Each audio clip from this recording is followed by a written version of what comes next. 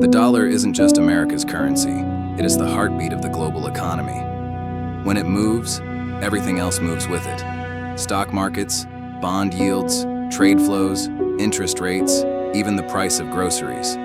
All are influenced by the greenback's strength or weakness. Today, about 58% of the world's reserves are still held in dollars. More than $13 trillion in debt around the globe is tied to it. And trillions more in foreign exchange trades depend on it every single day. That means whether you're in New York, Nairobi, or New Delhi, the health of your local economy is connected to the fate of the dollar. Now, I know a lot of times I focus on true crime stories, and I'll always bring you those.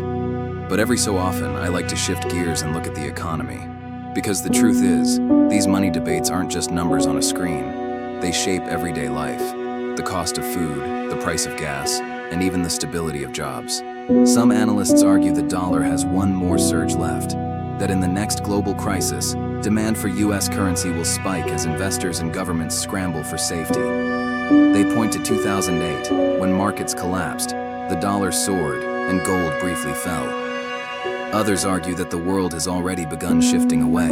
After the sanction shock of 2022, more nations are settling trade in local currencies and gold, while central banks are buying gold at record pace. The US, for its part, doesn't really want a stronger dollar. A dollar that rises too high hurts exports and makes its mountain of debt harder to manage.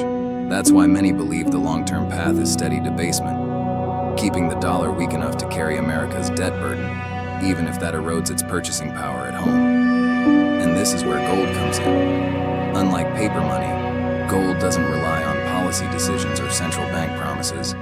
It has become a stabilizer in a world of unstable currencies. That's why central banks from Asia to the Middle East are stacking it up, not for speculation, but for security.